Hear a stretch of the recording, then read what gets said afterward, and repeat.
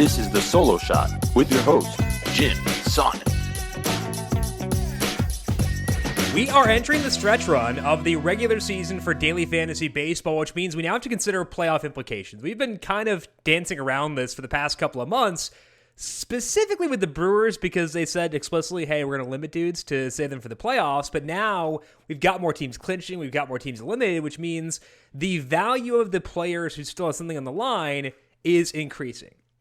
I do think that helps us settle on a top pitcher for tonight. It does help us for some stacks, but it's going to lead to some uncertainty for our non-top pitchers on this slate. So, a lot to handle, a lot to juggle. Let's dive on in and get you set for Friday's slate. Welcome on into the Solo Shot. That's right here on the FanDuel Podcast Network and NumberFire.com. My name is Jim Sonnet. I am a senior writer and analyst for NumberFire.com, here to preview Friday's 13-game main slate with locks set for 7:05 p.m. Eastern for today. One quick note on this slate, as this may differ on other sites. Maybe you're just looking at the games on tonight's slate.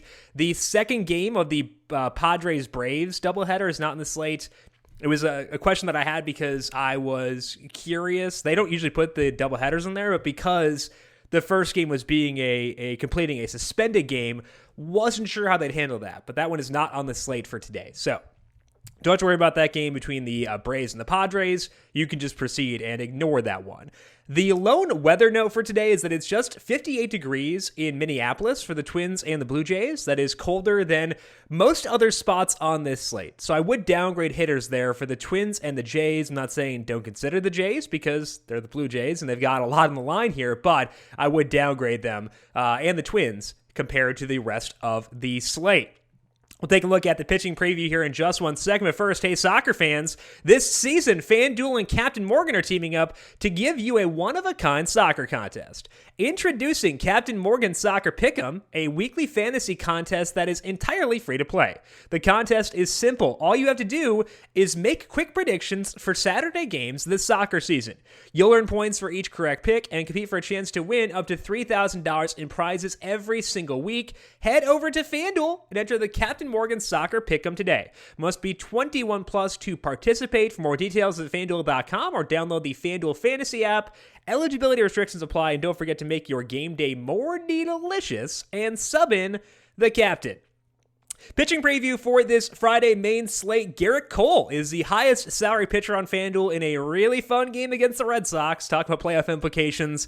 That game's got a few. Cole is $11,000. We got Shane Bieber coming off the IL at 10-7. I'm expecting the pitch count for Shane Bieber to be around 70 or so I would probably be pretty wary of that. Nathan Eovaldi is $10,000 facing off with Cole. We got Jose Barrios facing the Twins. Revenge game, $9,700. Frankie Montas against the Astros at $93. Dylan Cease is $9,000. White Sox, AL Central champions. We have Sonny Gray, Kyle Gibson, Carlos Hernandez, Logan Gilbert, Eric Lauer, and Zach Greinke. The others at $8,000 or higher. Now, when looking at this slate, it is pretty easy to decide, if we're trying to go towards teams that have a lot on the line, we're going to wind up fixating on that Red Sox-Yankees game. And I do think that both these pitchers are very lively and they're very in play for today, despite the fact they both have tough matchups, because it's so hard to find pitchers on the slate who have something to play for. And it may feel weird to prefer Eovaldi between the two. It's a daunting matchup. But he's pitching well enough for me to buy in, and I think that Eovaldi is my top pitcher for tonight's slate. And this is all about Eovaldi. It's not about the matchup. It's all about Eovaldi here.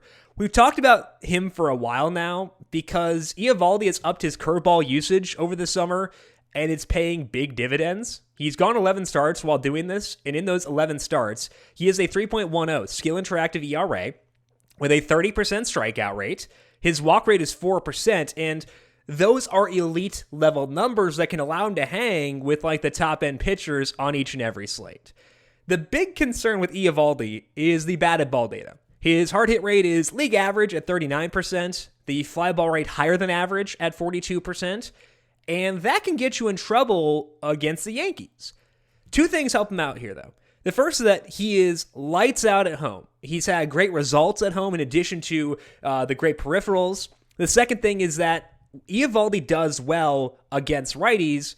He can let up some power to lefties, but Fenway is tough on power hitting lefties, especially relative to what you have at Yankee Stadium. So it's much better that this game is at Fenway than being Yankee Stadium. He's good against righties.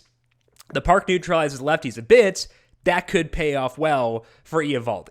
So it's risky, for sure. It could go poorly to use a pitcher facing the Yankees in such a high-profile game. The implied total for the Yankees is very high for today, which should, I would assume, keep people a little wary of Eovaldi, but I think there is a very clear path to a ceiling game here, and that's enough for me to use him despite the risk there is around Eovaldi for tonight.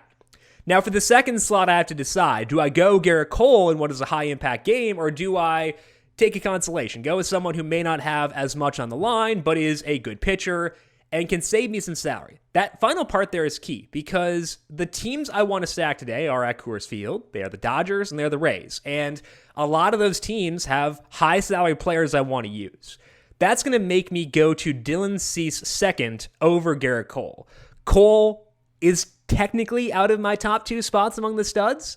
We'll talk about him and things to watch and how I want to handle him, but I think Cease's upside is worthy of the second slot. He's pitching really well right now. He has lowered his changeup usage over his past 10 starts, and that's helped him rack up a 36% strikeout rate, which is the highest mark on the slate. He has double-digit strikeouts in 4 of those 10 starts, including his most recent one. He's been amazing. That's why he's on this list. I still don't think he's safe, and I can't put him above Eovaldi. There are 2 reasons for that. The first one is Cease is still flawed as a pitcher. He walks too many guys, gives up too many fly balls. He let up 7 earned runs to Boston just 2 starts ago because of those issues. That's number 1. Number 2 is the White Sox clinched their division last night. That means they could pedal back on their starters to save those guys to the postseason. We've seen the Brewers do this already.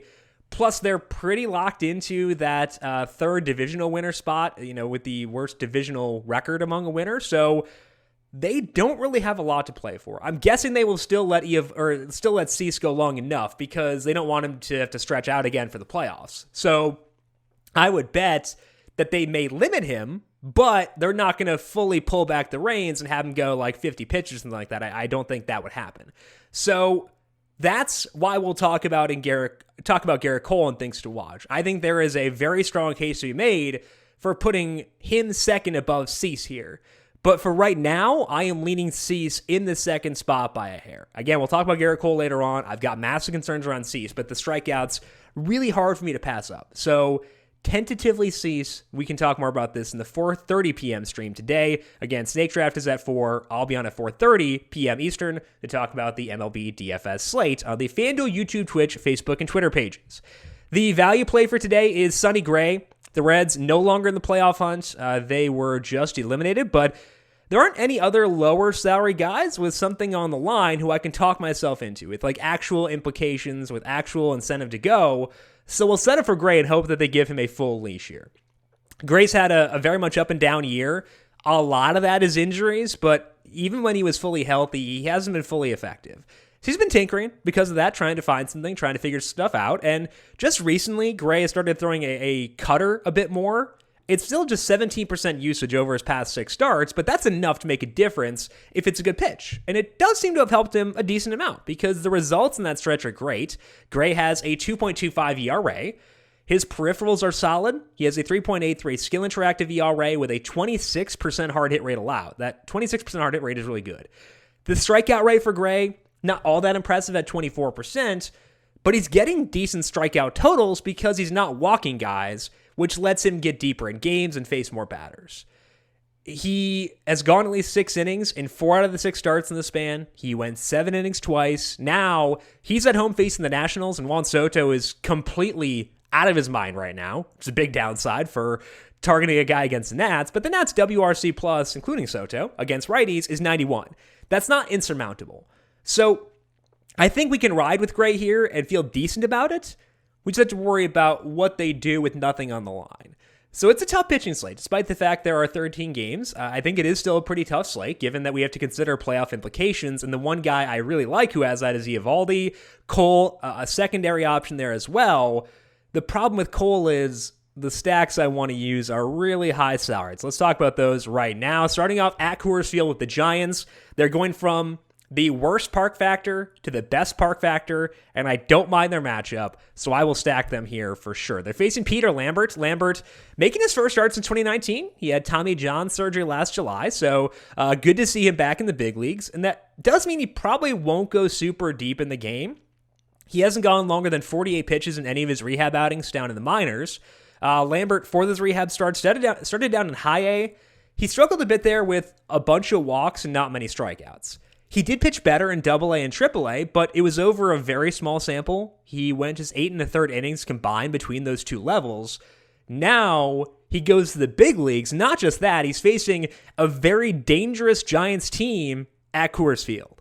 Lambert struggled in the big leagues back in 2019. He had a 7.25 ERA with a 5.51 skill interactive ERA.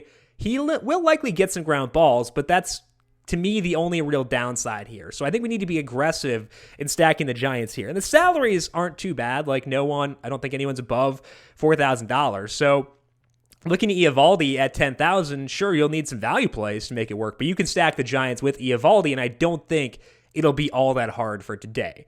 One guy I want to talk about here for a second is Evan Longoria. They're facing a righties, but it's not a lock that Longoria plays, but I feel like we just kind of need to talk about him for a second because Longoria's up to 58 plate appearances since his most recent stint on the IL, and his ISO in that time is 298. ISO tends to stabilize around 60 to 80 plate appearances, so we're getting close to there.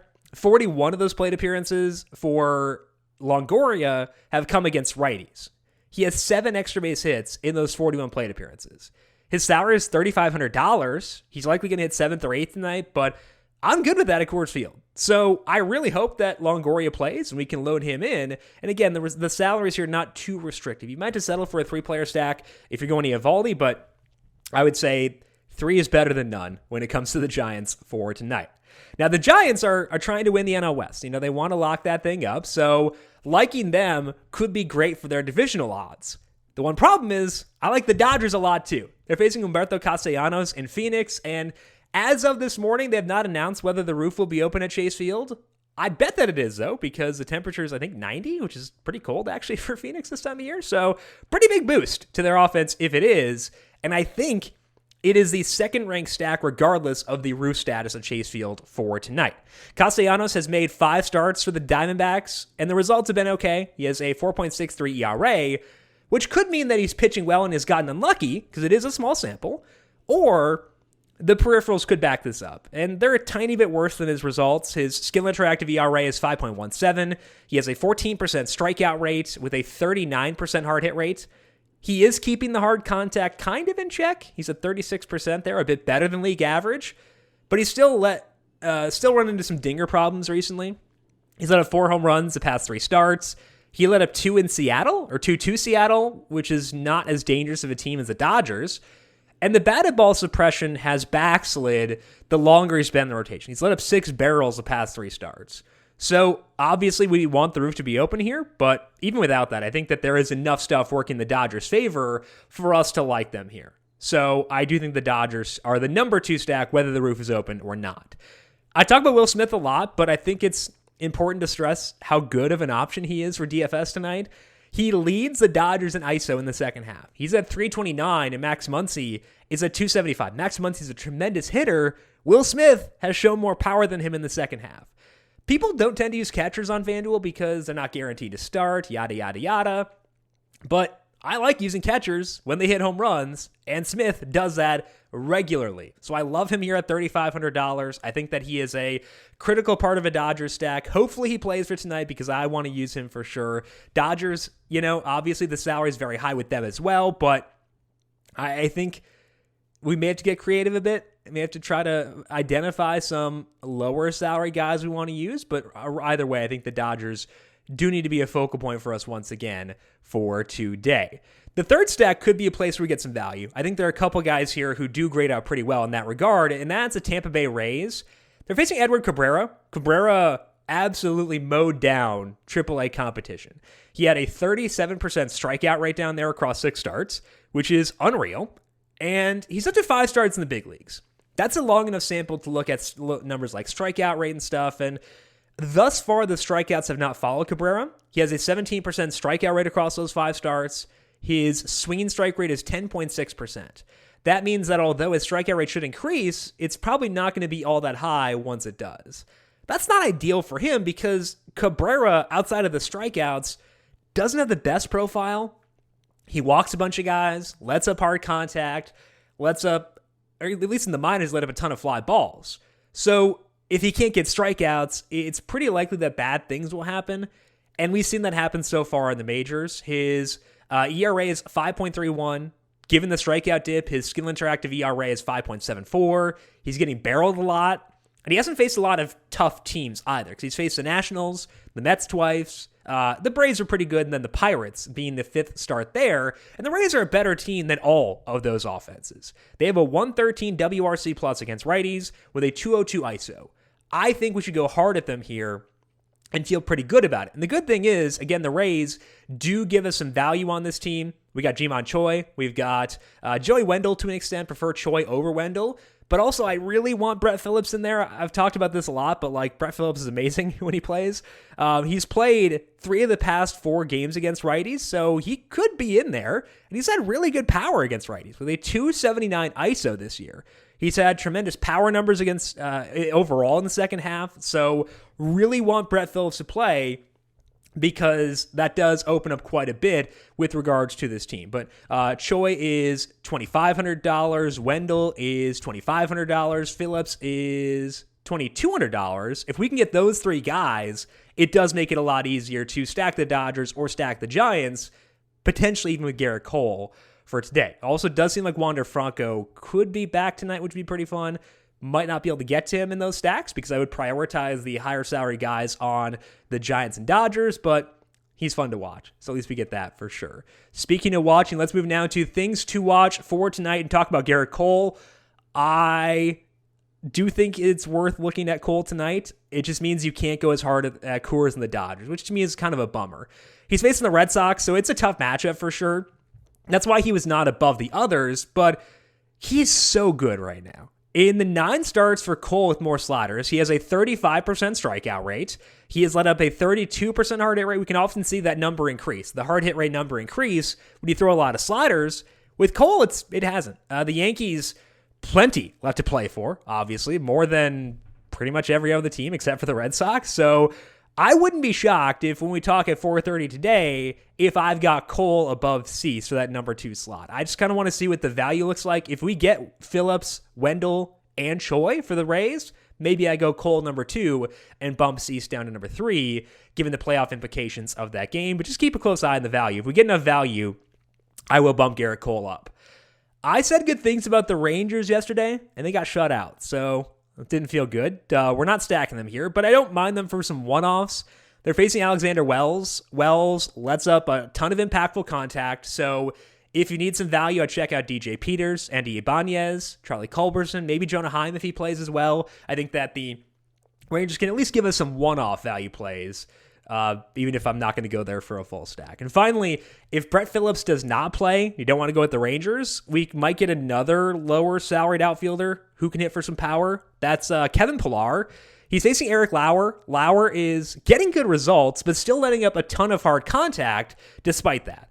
Pillar can yoke against lefties. He's in a good park for hitting tonight. He's a little coming home narrative for Kevin Pillar, who played his summer collegiate baseball in Wisconsin, up in Wausau. So he's $2,400. Don't mind some other Mets from one-offs either, but we are value hunting here, and I think that Pillar at $2,400, given his upside, does make some sense. So check out the Rays for value primarily, but then maybe the Rangers and then Kevin Pillar to see what works out there. Let's finish up with some dinger calls for Friday night. The boring one, I physically cannot pick anyone other than Brandon Belt. I don't know if that's allowed for me to not pick Brandon Belt here.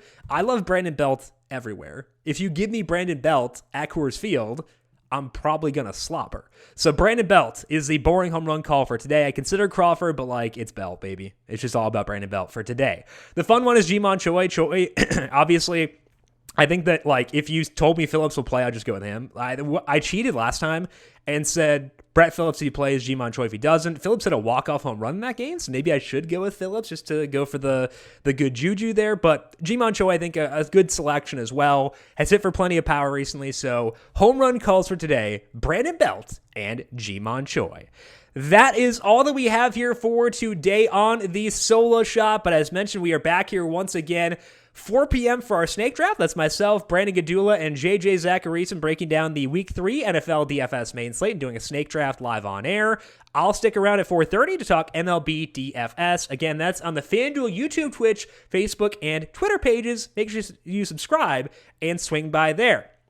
We also have our Week 3 NFL DFS preview podcast posted breaking down how we're stacking all the potential shootouts this week, talking about our favorite guys at each position, breaking down some process-based stuff too as well. So check that out by searching for the Number Fire Daily Fantasy Podcast feed wherever you get your podcasts. And while you're there, leave us a rating and review and hit subscribe as well.